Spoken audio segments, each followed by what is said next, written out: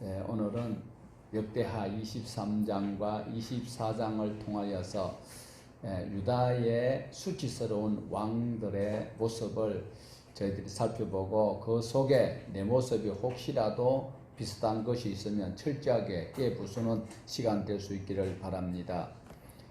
남북 이스라엘, 남유다와 북이스라엘 통틀어서 남왕국에는 20명의 왕이 있었고 북왕국에는 19명의 왕이 있는데, 남북을 통틀어서 여자 왕이 있었던 것은 바로 아달랴가 남유다의 7대 왕으로 있었던 것입니다. 안타까운 것은 가장 독했던 왕, 악한 왕이 북이스라엘의 아합 왕인데, 아합 왕 그리고 왕비 이세벨의 딸인 아달랴를 다음에 왕이 될 요사밧의 아들 요람의 아내가 되었습니다. 그리고 아달랴는 아시아의 어머니가 되었습니다. 그리고 이 아달랴라는 이 여자는 왕비도 만족하지 못하였고, 그리고 어머니로서, 왕의 어머니로서도 만족하지 못하였던 아주 욕심 많은 아달랴였다라는 것을 꼭 기억을 하셔야 합니다. 자기 권유로 자기 아들 아시아가 북이스라엘의 요람이 병들었다는 소식을 듣고 북쪽에 병문안 보냈다가 자기 아들이 죽었습니다. 여우 왕에게 적살을 당하였습니다. 그때에 안타까워하면서 정말 하나님 앞에 다음 이 유다를 이어갈 수 있는 왕을 잘 선정하여서 통치할 수 있도록 해야 되는데, 완전히 아달랴는 돌변하여서 유다 가문을 완전히 멸문지화시키기 위해서 아시아의 아들들을 다 죽입니다. 한 명도 없이 다 죽였다고 여겼는데, 하나님의 섭리 가운데서 바로 요야다의 아내요 요세밧이 요시아를 숨겨서 성전에서 6년 동안 감추어서 말씀으로 양육을 시켰던 그 사실을 우리는 지난 시간까지 보았습니다. 아달랴의 살육과 그리고 하나님의 통치는 어떻게 연결되는지 하나님의 섭리는 우리 계산으로 이해할 수도 없지만 하나님께서는 분명히 다스려 나가고 있습니다. 아달랴가 자기 손자들을 다 죽이고 자신이 왕이 되었습니다. 그리고 6년 동안 통치하는 그 기간은 암흑기가 될 수밖에 없었습니다. 7년째가 될 때에 대제사장 요야다가 이제 하나님의 말씀에 의거하여서 아달랴를 척결하고 그리고 요시아를 왕으로 세워야 되겠다라고 하나님의 말씀으로 백성들에게 공포를 하고, 그리고 또 아무리 좋은 것이라도 갑작스럽게 그것을 시행하면 부작용이 있을 수 있으니까 요야다는 하나님의 말씀으로 백성들에게 골고루 지도를 하고 있습니다. 그리고 공포를 하고 다윗의 혈통이 살아있다라고 고백하는 이 장면을 오늘 우리가 1절에서 2절을 우리가 읽어보았지만 다시 한번 더 보시겠습니다. 제7년에 요야다가 용기를 내어 백부장고 요로함의 아들 아사랴와 요하난의 아들 이스마엘과 오벳의 아들 아사랴와 아다야의 아들 마아세야와 시거리의 아들 엘리사밧 등과 더불어 언약을 세우매, 그들이 유다를 두루다니며 유다 모든 고을에서 레위 사람들과 이스라엘 족장들을 모아 예루살렘에 이른지라. 왜 이르렀을까요? 5명의 백부장을 데리고 유다의 고을로 다니면서 예루살렘으로 소집을 하고, 그리고 하나님의 말씀이 바로 다윗의 혈통으로 왕을 세워야 된다라는 것이 하나님의 계획이고 뜻이다라고 이야기를 하고 있습니다. 자, 그래서 요야다가 갑자기 요아스를 왕으로 추대하는 그것을 부작용을 막기 위해서 이렇게 설명을 했습니다. 자, 3절을 다시 보시겠습니다. 온 회중이 하나님의 전에서 왕과 언약을 세우매 여호야다가 무리에게 이르되 여호와께서 다윗의 자손에게 대하여 말씀하신 대로 왕자가 즉위하여야 할지니 하나님께서 왕위에 오를 사람은 다윗의 자손이지. 이 소리는 무슨 소리냐면 지금 6년 동안 악정을 하고 있는 이 아달랴 이 아지매가 이게 된다는 것은 말도 아니다. 그리고 다윗의 후손도 아니고 북쪽에 악한 이세벨의 바알신을 추종하는 그 여자가 이렇게 했다라는 것에 대한 아주 볼멘 소리가 섞여 있다는 것을 우리는 느낄 수 있습니다. 그러하여서 지금 다윗 자손 중에 혈통이 살아있다라고 했을 때에 백성들이 만세를 부르면서 환호를 지르고 있습니다. 그러니까 이게 여호와의 말씀을 제사장이 쫙 읽어주고 설명을 해주고 그리고 감춰줬던 요아스가 바로 다윗의 혈통이다. 그러니까 할렐루야 하는 거예요. 오늘도 우리가 모든 생활 가운데서 어렵고 힘든 것 같아도 하나님께서 우리에게 소망의 씨앗을 심어 두었습니다. 무엇입니까? 세상 사람들이 알지 못하는 오직 예수 그리스도가 우리의 소망입니다. 예수 그리스도께서 오신 것은 결론적으로 최종적이지만 이미 창세기에서부터 우리에게 언약을 주셨고 그 말씀대로 살아갈 때에 하나님께서 예배해 놓으신 복은 무한한데 그걸 우리가 다 걷어차버리고 있으니까 보당 안 돼서 선지자를 보내니까 그들 패고 죽이고 몇 번이나 반복하고 그러다가 결국은 하나님이 아들이 직접 가면 설마 영접할 것이라고 여기고 예수님을 보내주셨는데 예수님까지 죽여버렸던 이 악한 자들에게도 하나님의 권능으로 예수를 살려서 그 예수를 믿는 자에게 능치 못할 일이 없도록 해주셨고 불가능했던 천국의 가능성을 열어주셨습니다. 오늘도 그 예수님을 바로 구주로 고백하고 기록되어 있는 하나님의 말씀을 바로 믿는 자는 천국 백성이 될 것입니다. 신앙의 요령을 배우고 교회 생활을 어떻게 해야 되는지 그것이 중요한 것이 아니고 기록되어 있는 하나님의 말씀이 바로 다윗의 자손이 왕이 된다라는 그 혈통을 따르는 그것이 우리의 신앙의 바로 결과다라는 것입니다. 자, 아달랴는 다윗의 자손이 아니다라는 것을 강력하게 어필하는 장면이 바로 3절에 여호야다가 공파였던 말씀이기도 합니다. 하나님의 말씀에 근거하여서 증거를 하였습니다. 자, 마침내 모든 것을 치밀하게 진행한 후에 요아스 왕자를 모셔서 대관식을 치르는 장면이 바로 11절에 있습니다. 자, 그 11절 현장으로 가보시겠습니다. 무리가 왕자를 인도해 내어 멸류관을 씌우며 율법책을 주고 세워 왕으로 삼을세 여호야다와 그의 아들들이 그에게 기름을 붓고 이르기를 왕이여 만세수를 하옵소서 하니라. 여호야다의 아들 제사장이지요.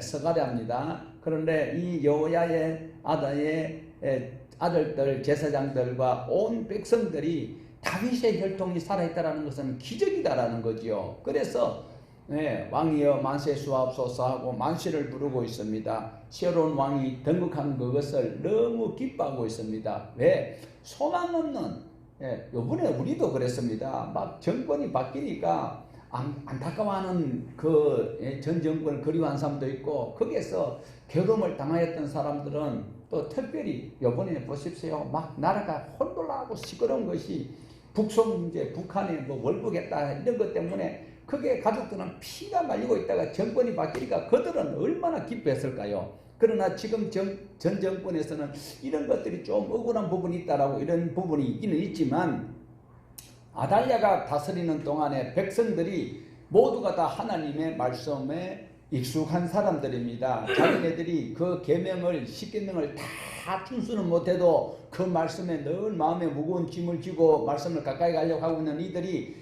악한 왕이 들어서 가지고 바알 신을 섬기고 악한 모든 이방의 세습적인 것들을 갖다 놓고 있는 이 6년의 세월 속에 백성들이 마음이 불편하였다는 거지요. 그래서 다윗의 혈통으로 요아스가 어린 왕이지만 이제 새로운 왕에게 기뻐하면서 추대하는 장면을 우리에게 보여주고 있어요. 자, 그러면 여호와를 섬기는 자들은 요아스가 왕이 되는 것을 기뻐하지요. 그런데 악한 악당들이 있습니다. 자, 아달랴가 6년 동안 통치하는 동안에 남유다에 그리고 제사장들도 포함되어 있고 많은 무리들이 아달랴를 추종하여서 호화호식하는 사람이 있었을까 없었을까요? 그들이 있지요. 그런데 여호야다가 바로 아달랴를 척결하고 요아스를 왕으로 추대하는 이 사이에 이제 희노애락이 갈라집니다. 어떻게? 다윗과 하나님의 말씀을 사모한 자들은 요아스가 어리지만 다윗의 혈통으로 왕이 되는 그 기쁨을 너무 기뻐하고 있어요. 그런데 반면에 아달랴를 추종하던 자들과 아달랴는 뭐라고 이야기하는가 하니까 이것은 반역이다라고 이야기합니다. 그것이 어디 있습니까? 우리 13절에서 15절까지 한번 보십시다. 예. 봄에 왕이 성전 문기둥에 섰고 지휘관들과 나파수들이 왕의 곁에 모셔 서 있으며 그 땅의 모든 백성들이 즐거워하며 나팔을 불며 노래하는 자들을 주악하여 찬송을 인도하는지라. 이에 아달랴가 그의 옷을 찢으며 외치되 반역이로다 반역이로다 하며 제사장 요야다가 군대를 거느린 백부장들을 불러 이르되 반열 밖으로 몰아내라. 그를 따르는 자는 칼로 죽이라 하니 제사장이 이 말을 여호와의 전에서는 그를 죽이지 말라 함이라. 이 무리가 그에게 길을 열어주고 그가 왕궁 말문 어귀에 이를 때에 거기서 죽였더라. 우리 속담에 애가 애를 낳아도 할 말이 있대요. 예. 그런데 아달랴 입장에서 그리고 아달랴 측에서 주는 것을 먹고 호의호식하던 자들은 반역이라고 이야기하고 있어요. 그런데 이미 대세는 기울어졌지요. 모든 백성들이 속으로, 백성들이 바보가 아닙니다. 지금 우리 정부도 마찬가지지요. 국민들이 웬만하면 대통령보다 더 수준이 높아요. 그러니까 그 모든 것을 알고는 있는데 그걸 힘을 적정한 때에 표출을 못할 뿐이었습니다. 그런데 대제사장 여호야다가 이런 기회를 바로 하나님 주신 기회에 바로 표출할 때에 일제히 일어났습니다. 그러니까 결국은 아달랴를 죽이는데 성전 안에서 죽이지 마라. 가치 없다. 너무 지저분하고 그 죽일 가치도 없는 것이니까 저 말들이 다니는 그 말문에 거기서 죽이라고 이야기하였었는데 결국은 말 달리는 말들이 다니는 짐승들이 다니는 그 문에서 그것도 왕궁에서 말들이 다니는 짐승이 들어오는 그 문에서 죽는 것은 그만큼 가치 없는 인간이다라는 것을 우리에게 이야기해 주고 있습니다. 아달랴가 하나님의 노를 격발하였습니다. 그 일을 저질르기 때문에 성전 안에서는 처형하는 것은 불가하고 바깥에서 척결하라라고 했습니다. 자, 우리 예수님이 예루살렘 성전 안에서 죽었습니까? 성문 바깥에서 죽었습니까? 참 불쌍하지요, 예수님. 예수님이 왜 불쌍하게 돌아가셨어요? 내가 죽어야 되는데 내가 성전 안에서도 못 죽고 바깥에서 죽어야 되는 입장인데 예수님이 그렇게 처참하게 당했는데 나를 살렸어요. 그러면 아달랴가 죽었는 것 때문에 아달랴가 그 많은 또 뒤에 예수님의 영광처럼 나타날 수 있는 이건 아니다라는 거예요. 이것은 가치 없는 인간이 쓰레기통에 마땅히 던짐을 당해야 되는 그런 입장을 이야기를 하고 있습니다. 그래서 우리가 여기서 볼 때는 아달랴가 죽고 요아스가 왕이 되는 것으로 여호야다는 만족하지 아니하는 장면을 우리에게 언급하고 있으니까 이 말씀을 우리는 염두에 두시고 다시 한번 17절에서 18절을 눈여겨보시기를 바랍니다. 같이 합독하십니다. 온 국민이 바알의 산당으로 가서 그 신당을 부수고 그의 제단들과 형상을 깨뜨리고 그 제단 앞에서 바알의 제사장 맏단을 죽입니다. 여호야다가 여호와의 전에 직원들을 세워 레위 제사장의 수하에 맡기니 이들은 다윗의 전에 그들의 반열을 나누어 여호와의 전에서 모세의 율법에 기록한 대로 여호와께 번제를 드리며 다윗이 정한 규례대로 즐거이 부르고 노래하게 하던 자들이었더라. 자, 온 백성들이 일제히 달려가서 바알 신당으로 가서 신당을 때려 붓습니다. 우상들을 깨뜨리고 바알 제사장 그 우두머리인 맏단을 죽입니다. 그리고 성전을 돌보는 레위 사람을 다시 회복시킵니다. 복귀를 시키고 있습니다. 성전에서 섬기는 자들은 원래 레위인들이 하는 것이기 때문에 당연히 해야 될 그 일들을 비정상을 정상으로 회복시켰습니다. 그 이유를 16절에서 밝혀주는데 우리 16절 다시 볼까요? 여호야다가 자기와 모든 백성과 왕 사이에 언약을 세워 여호와의 백성이 되리라 한지라. 자, 결론은 요아스가 왕이 되는 것도 중요합니다. 그리고 아달랴를 패 죽이고 밟아 죽이고 째 죽여야 되는 죄악된 것은 마귀는 우리가 척결을 해야 돼요. 그런데 그것만으로 여호야다 제사장이 만족하지 않아야겠다. 백성들이 몰려가서 바알의 신당을 박살내버리고 그리고 그 바알 선지자 제사장 밧단을 죽이고 그리고 요아스를 왕으로 추대하는 그것으로 대제사장은 만족하지 않는 거예요. 그러니까 이 여호야다가 굉장히 훌륭한 분이에요. 왜? 그러면 아달랴를 죽였으니까 분풀이가 되었어요. 그리고 하나님의 말씀이 정상으로 돌아올 수 있는 기회가 되었어요. 다윗이 혈통이 왕이 되었으니까. 그런데 그것만으로도 부족하다. 그러면 무엇이냐? 우리가 완전히 여호와의 말씀 안에서 정상적인 생활 패턴이 잡혀져야 된다. 교회만 왔다 갔다 해서는 안 된다라는 거예요. 예수 믿는다 그러면서 속에는 고추장 담가놓고 미워하는 거 있고 자기 마음에 안 맞으면 겉으로는 허하며 속으로는 언젠가는 기회가 되면 폭발시키려고 하는 마귀 같은 것을 마귀를 내 속에 키우는 것을 때려잡아야 되는 거예요. 수승인 신앙생활하면 뭐 하는 거예요? 속에는 지금 마귀 새끼가 지금 나를 언제 무너뜨리려고 모르고 있는 미움, 시기, 지기부터 다툼이 자라고 있는데 천국에는 거짓말하는 자는 못 들어가요. 요한계시록 보면 거짓말하는 자는 천국에 못 간다고 했어요. 사람 죽인 자보다도 거짓말하는 자가 더 악한데 겉으로는 주의 이름을 말하며 주의 성호를 말하면서 속으로는 미움이 있으면 그 사람은 예수 헛믿는 거예요. 그래서 여호야다가 원하는 것은 아달랴 척결한 거 잘한 거야. 다윗의 혈통이 왕자가 왕이 된 거 당연한 거야. 그렇지만 더 중요한 것은 바로 여호와의 백성이 되어야 한다. 하나님의 백성으로서 살아가자. 이것이 여호야다의 굉장한 주안점이었고 이것이 우리에게 주시는 굉장한 메시지라는 것입니다. 개혁 중심은 당연히 비정상을 정상으로 돌리는 것이고 그리고 마땅히 레위 사람들이 제사장이 되어야 되고 성전 일을 돌봐야 되는 것은 당연한 일이지만 그러나 백성들이 모두가 다 하나님의 백성이 되어야 된다.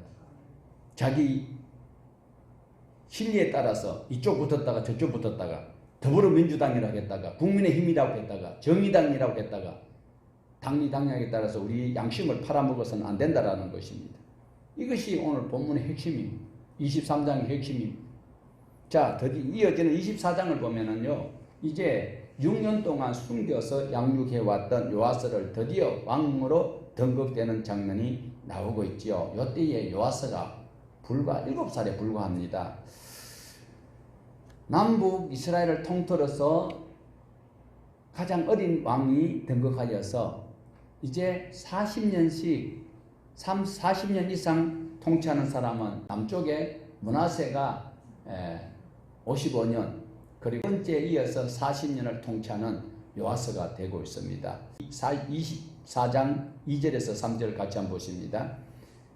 제사장 여호야다가 세상에 사는 모든 날에 요아스가 여호와 보시기에 정직하게 행하였으며 여호야다가 그를 두 아내에게 장가들게 하였더니 자녀를 낳았더라. 제사장 여호야다가 살고 있는 동안에 요아스가 아주 하나님 보시기에 정직하게 행하였다라고 말씀하고 있어요. 자, 여기서 우리가 딱 생각나는 게 있죠. 여호야다가 사는 동안에 요아스가 여호와 보시기에 정직하게 행하였다. 그러면 그 뉘앙스가 어떤 소리요? 뒤에는 잘했다는 말이요, 못했다는 말이요. 아쉬움이 좀 있어 보이죠. 그거는 다음에 추적하기로 하고 여기서 그렇게 제가 조금 전에 여호야다의 그 개혁적인 목적, 아달랴를 척결하고 요아스를 왕으로 추대하는 것 잘했는 것만으로 만족하지 아니하고 온 백성이 하나님의 백성이 되어야 된다는 이렇게 훌륭한 여호야다에게도 안타까운 것이 그늘이 두 군데가 있어요. 아쉬운 부분이 두 군데가 있습니다. 24장에서 보면 첫 번째로 아쉬운 것이 2절에 있습니다. 요야다가 요아스에게 아내를 몇 명으로? 한 명만 해도 되거든. 한 명만으로도 충분히 하나님을 신뢰했던 요야다가 하나님의 백성이 하나님의 말씀으로 세워지는 왕국을 기대했던 요야다가 지금 무엇 때문에 두 아내를 소개를 했느냐? 혹시라도 다윗의 혈통이 끊어지면 이게 말씀이 안 이루어지고 절단되는 것을 두려워하였습니다. 여기서 그렇게 조금 전까지만 해도 23장에서는 믿음이 탁월했습니다. 그런데 요아스가 씻고 벗고 하나밖에 없는데 혹시라도 결혼을 했는데 하나의 아내 때문에 아이를 못 낳으면 큰일 날 일이다. 이래서 서폐하로 2개를 붙였다라는 것. 이것이 우리에게 아쉬움으로 남고 있습니다. 하나밖에 없는 다윗의 혈통인데 그래서 여기서 우리는 이런 교훈은 절대로 받아서는 안 될 것입니다. 그리고 또 한 가지 아쉬움이 바로 연결되어져 나오고 있습니다. 요아스가 왕위에 오르고 이제 얼마가 지났는지는 모르는데 알 수는 없는 그 시간대 속에 요아스가 신앙이 여호와 보시기에 정직했잖아요. 그런데 하나님의 전이 너무 낡았어요. 그래서 성전을 수리를 해야 되겠다라고 해서 제사장에게 명령을 내립니다. 왕이 제사장에게 명령을 내리는데 그 장면이 바로 24장 4절과 7절입니다. 같이 보십니다. 4절과 7절. 그 후에 요아스가 여호와의 전을 보수할 뜻을 두고 7절 이는 그 악한 여인 아달랴의 아들들이 하나님의 전을 파괴하고 또 여호와의 전의 모든 성물들을 바알들을 위하여 사용하였음이었더라. 자, 아달랴가 바로 북이스라엘의 아합 왕과 이세벨의 그 본을 받아서 지금 하나님 앞에 예배해야 될 그 장소에 바알 신을 섬기는 제사장들을 다 대치를 해놔놓고 이렇게 있는 것이 너무 요아스로서는 이해가 안 되는 거예요. 고모부가 신앙교육을 철두철미하게 시켰기 때문에 그게 완전히 하나님을 향한 뜨거운 신앙과 그 율법을 알고 있는 요아스로서는 지금 내가 이제 시간이 많이 지났어요. 7살에서 시작하여 가지고 나중에 보면 23년이라는 세월이 나오거든요. 그러면 30살쯤 되니까 이제 사리 분별이 확실하잖아요. 그래서 하나님의 성전을 바로 수전주를 해야 되겠다. 고쳐야 되겠다. 그래서 제사장에게 명령을 내리는데 그 아달랴가 바알 제사장들을 세우고 그리고 바알 신을 세우고 엉망진창입니다. 어떻게 해요? 막 앞에 여다가 막 드럼을 갖다 놔놓고 마이크를 갖다 놔놓고 이런 꽃도 막 갖다 놓고 이러니까 왕이 하나님의 말씀 보면 이런 게 없어야 되는데 여러분 성막에 보면 이런 꽃 없어요. 저런 거 없어. 마이크 이런 거 없어. 그런데 이런 거 막 갖다 놓고 쓰니까 불편한 거예요. 말씀대로 살려고 하는 요아스가 볼 때. 그런데 그걸 제사장에게 부탁을 했는데 제사장이 아주 위헌적으로 대처를 하고 있는 장면이 있습니다. 분명히 요아스가 제사장에게 성전 리모델링을 위해서 불렀습니다. 그런데 그것이 잘 시행되지 않아요. 그래서 대제사장 요야다를 불러서 추궁을 하는데 성경에는 무엇 때문에 요야다가 성전 보수를 미루었는지는 기록을 하지 않고 있어요. 그러나 자 화면을 한번 보십시다. 열왕기하 12장 6절에 시작. 요아스 왕 제23년에 이르도록 제사장들이 성전에 파괴한 데를 수리하지 아니하는지라. 이것이 요야다의 또한 약점이라면 약점이고 아쉬움이 될 수 있습니다. 조금 전에는 아내를 둘 붙여주는 것 믿음 없이요. 그죠? 믿음이 있는 사람의 행동이라고 하기는 힘들어요. 바알 선지자들이 전시벽에다가 이상한 거 그려놔놓고 여러분 바알신이 어떤지 알아요?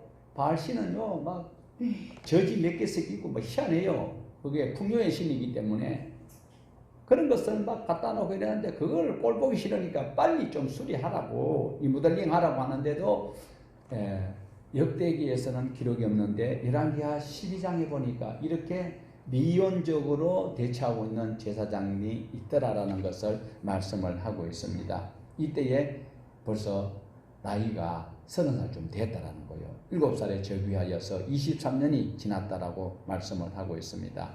그런데 다행스러운 것은 그 이후에 백성들이 헌신으로 성전을 보수하여 완성한 것을 보여주고 있습니다. 자, 이러는 사이에 여호야다가 안타깝게 이제 생을 마감하는 장면이 나와요.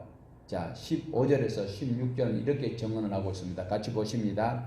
여호야다가 나이 많고 늙어서 죽으니 죽을 때에 130세라 무리가 다윗성 여러 왕의 묘실 중에 장사였으니 이는 그가 이스라엘과 하나님과 그의 성전에 대하여 선을 행하였음이더라.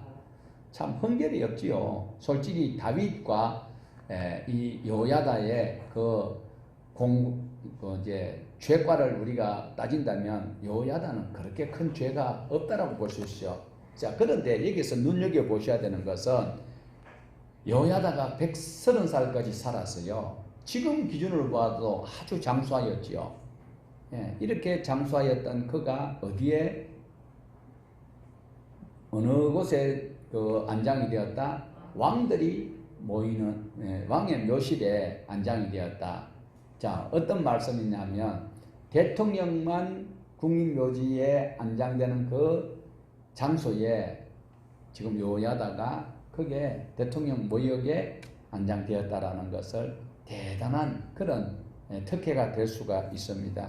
여호야다는 왕이 아닌데 왕들의 묘역에 안장이 되었다라는 것입니다. 그 이유는 평생에 하나님을 향한 뜨거운 열정과 그리고 성실히 행하고 선을 행한 결과라고 우리에게 소개를 하고 있습니다. 그러므로 우리는 선하게 살아야 됩니다. 입술로는 주여 주여 하면서 속으로는 악한 이세벨 같은 그리고 아달랴 같은 마음을 품고 있으면 보건고사하고 늘 자기 자신의 시험에 걸려서 넘어질 수밖에 없다는 거 꼭 기억을 하셔야 됩니다. 자, 이렇게 왕의 묘실에 갈 수 있었던 특혜가 바로 평생 이스라엘 백성과 하나님의 백성들을 염두에 두고 바로 제사장 직무를 수행하였다라는 겁니다.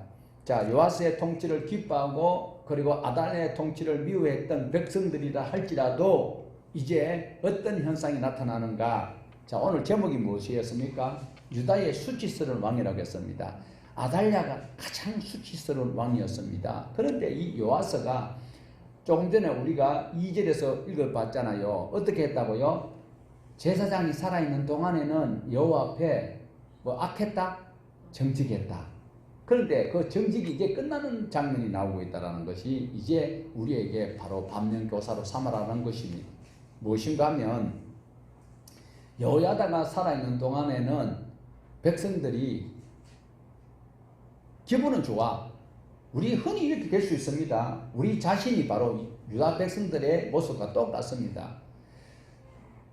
주일 안 빠지고 신앙생활 바로 하는 것이 정말 교회 올 때마다 막 기쁘고 즐겁고 주일이 기다려지고 이런 삶이 대부분 성도들의 삶일 수 있어요. 그런데 때로는 막 몹시 일기가 불순하고 막 이런데 꼭 주일날 새벽 예배 가야 되나 이런 마음이 들 때도 있잖아요. 그런 마음 안 들어요? 저는 오늘 막 새벽에 막 비가 막 쏟아지고 막 번개가 버쩍버쩍하고 이러면 교회 목사가 와야 돼요? 안 와야 돼요? 와야 돼요. 왜? 그때 예수님 재림할 수도 있거든요. 아무도 안 올 때에. 자, 이스라엘 백성들이 여호야다가 있는 동안에는 눈치를 보면서 하나님 앞에 신앙생활 하는 척 할 수도 있었어요. 그것이 반증이 되고 있는 것이 요아스 왕이 혼자서 좀 말씀대로 살아보려고 하고 있었어요. 그런데 세상에 그 만주 대신들이 가까이 있는 지도자들이 측근들이 제사장들이 와서 하는 소리가 지금 꼭 그렇게 할 필요가 있겠느냐라는 거예요. 이 더운 날씨에 꼭 예배를 해야 되느냐? 목사 당신도 넥타이를 풀고 평상복으로 좀 입고 나오면 우리가 좀 부자연스러운 것이 조금 해소가 될 것 같은데 꼭 그렇게 해야 되느냐는 거죠. 누가 그래요? 왕에게 누가? 지도자들이 와서 이제는 자꾸 압력을 넣습니다. 대제사장이 하나님의 지엄한 말씀대로 집행할 때는 꽥소리도 못하고 있던 그들이 하나님의 말씀을 주창하던 분이 돌아가시고 나니까 이제는 좀 자유롭게 신앙생활을 하자. 자유롭게 신앙생활 하는 것은 어느 정도 그러면 묵인 한다 손 치더라도 잘못되고 있다라는 거죠. 결국은 어떻게 요아스가 그 사람들의 말에 휩쓸릴 수밖에 없었어요. 자기 주관을 끝까지 밀고 나갔었으면 수치스러운 왕의 반열에 안 서도 되는데, 결론을 말씀드리면 자기 고모부 요야다는 왕의 묘실에 갔어요. 왕도 아닌데. 그런데 이 왕은 죽었을 때에 왕의 묘실에 못 가게 되는 안타까운 비운의 성도가 잡사가 되고 말았더라는 거예요. 요야다가 죽자마자 기다렸다는 듯이 지도자들이 득달같이 달려가서 왕한테 가서 법을 실히 바꿔버리는 거예요. 지금 우리가 하나님의 말씀대로 살기도 하지만 이방 신당을 지금까지 우리가 섬겼던 것처럼 하자라는 거예요. 왜? 하나님의 법대로 통치를 하려고 하니까 얼마나 부자연스러운지 아세요? 자 보세요. 돈을 빌려주면 이자를 받아요? 못 받아요? 못 받아요. 7년 동안에도 이자는 고사하고 원금을 7년 동안 못 갚으면 탕감해 줘야 돼요. 그리고 농사 지어도 밥 모퉁이 남겨줘야 되고, 그리고 뭐 여러 가지로 율법이 자기네들에게 무거운 짐으로 여기고 있습니다. 그런 이야기를 하나님의 말씀을 정리했던 요야다가 계속 고수를 하고 있다가 그분이 돌아가시니까 기득권자들이 이때다 싶어가지고 우리도 이제 이방인들이 다스리는 그 방법대로 우리가 이방의 법을, 그리고 소수의 사람을 다스릴 수 있는 이집트의 법, 그리고 바알과 아세라의 법, 사람이 만든 법, 유력한 사람들, 힘 있는 사람들이 만든 그 법에 의거하여서 우리가 법을 개정하자. 어떻게 해요? 우리가 180석 되니까 막 밀어붙이는 거예요. 자, 여기에서 우리가 눈여겨보셔야 되는 것은 우리가 십계명을 가지고 있습니다. 우리 순수한 하나님의 백성들은 십계명이 가장 먼저 우리에게 주어진 율법으로 받아들이고 있는데, 이 율법을 앞서서 벌써 17세기에 하무라비 법이 있었습니다. 그리고 하무라비 법 이전에 21세기 전에 그 전에 벌써 나무우르 왕이 다스렸던 그 법이 또한 있었어요. 그런데 이 법이 십계명, 하나님이 주신 계명은 모두가 다 공평하게 다 혜택을 누릴 수 있는 법인데, 그 이전에 있었던 고대 바벨론에 있었던 하무라비 법에는 동일하게 이런 법이 있어요. 눈은 눈, 이는 이.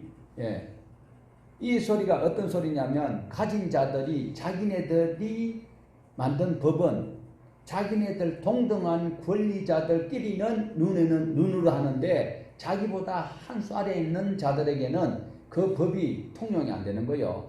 예를 들면 상전의 아이와 종의 아이가 같이 장난치고 놀다가 종의 아이가 상전의 아이의 눈을 다치게 했다. 그러면 눈에는 눈이니까 눈 하나만 다치게 하면 될까요? 반면에 상전의 아이가 종의 아이 눈을 다치게 했다. 그러면 종의 아이가 상전의 아이에게 눈에는 눈이니까 동일한 법으로 처벌을 요구할 수 있을까요? 안 된다라는 거예요.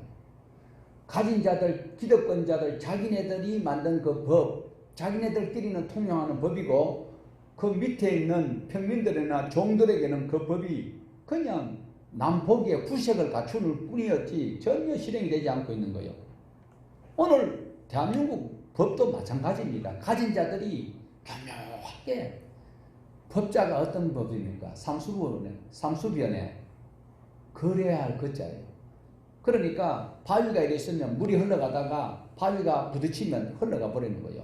이놈은 법이 평등해야 되는데 종에게나 상전에게나 왕에게 동일하게 법이 적용돼야 되는데, 이 법이 자기네들한테는 그것을 피해가는 법을 또 만들어 놓고 있다. 그래서 이 법을 집행하기 위해서 요야다가 돌아가시고 나니까 이 득달같이 달려들어서 요아스에게 법을 완전히 바꿔버립니다. 그러면 요아스가 그러면 안 된다라고 왕권을 가지고 그것을 막아야 되는데 그렇지 못했습니다. 그러다 보니까 결국은 요아스가 따라갈 수밖에 없었습니다. 그러다 보니까 왕의 묘실에 가지도 못하고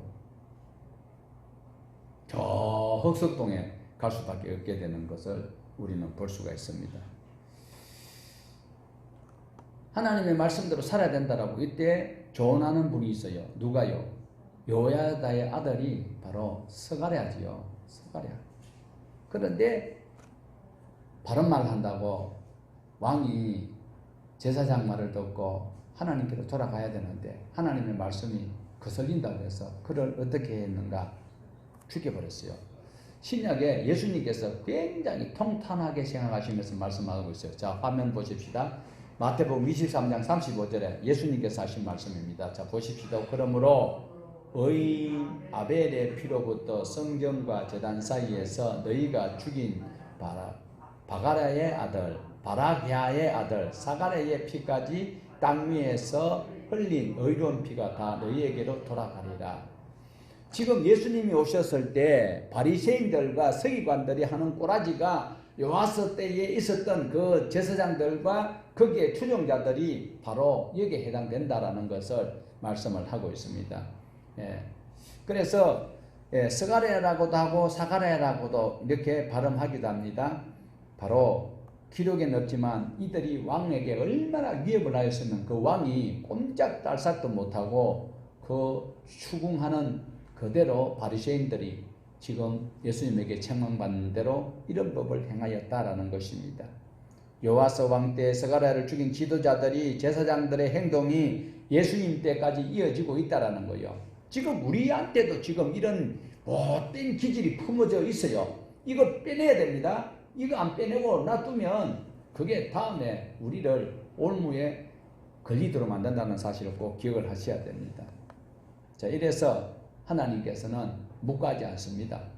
하나님의 법을 어기면 레위기 26장에 분명히 말씀했습니다. 그리고 신명기 28장에도 말씀하셨습니다. 신명기 28장 1절에서 14절까지 하나님의 말씀대로 살면 들어가도 나가도 복을 다 받아요. 그러나 하나님 말씀대로 안 살면 신명기 28장 15절부터 68절까지는 온 우주에 있는 저주를 다 갖다 뒤집어 씌워가지고 어떻게 될까요? 그러면 하나님의 말씀대로 살지 아니었던 요아스에게 하나님께서 이제 옛날에 사사기 시대 때 하셨던 그 방법을 다시 한번 하나님께서 메시지를 보내고 있어요. 자, 우리 24절 보십시다. 아람 군대가 적은 무리로 왔으나 여호와께서 힘이 큰 군대를 그들의 손에 넘겼었으니 이는 유다 사람들이 그들의 조상들의 하나님 여호와를 버렸음이라. 이와 같이 아람 사람들이 요아스를 징벌하였더라. 자, 아람 군대가 많이 쳐들어왔다요. 적은 숫자가 쳐들어왔대요. 전에는요, 우리가 벌써 몇 시간 전만 해도 58만 명이 가가지고 100만 명을 무찌를 수도 있었고, 적은 군대가 큰 군대를 다 이겼어요. 그런데 지금은 하나님을 던져버리니까 하나님께서도 그냥 묵인해버리는 거예요. 그래서 아람 군대에게 처벌을 받았는데 요아스가 거기서 큰 상처를 입었는 것 같아요. 그래서 그 이유가 무엇이냐?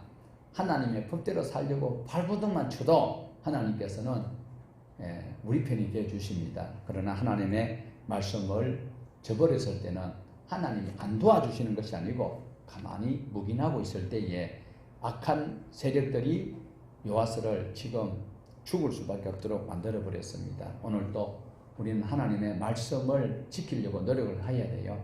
다른 교회가 하니까, 목사가 저래 하니까 나도 해야 된다. 장로님이 저래 하니까 나도 저렇게 해야 된다. 그게 아니고 하나님의 말씀이 기준이 돼야 돼.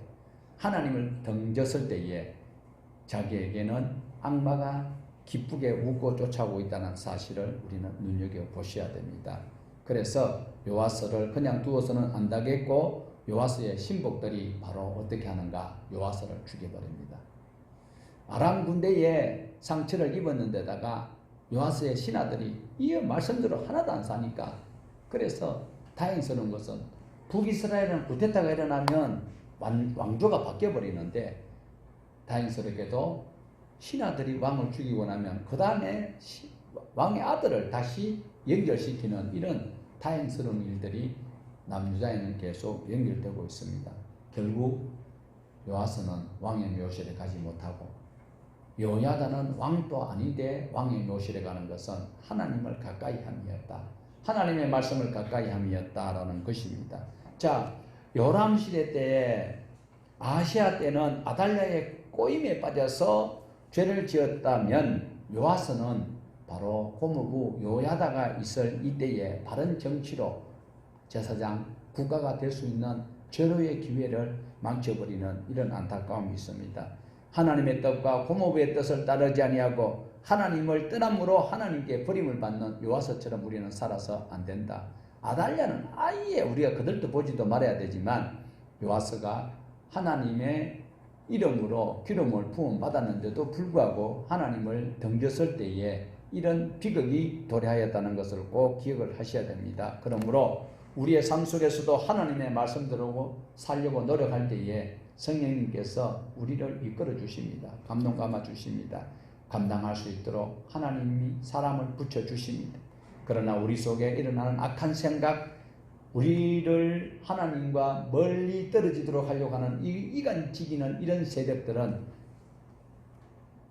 생각될 때마다 우리는 예수 그리스도 이름으로 그리고 하나님의 말씀으로 물리칠 수 있어야 합니다.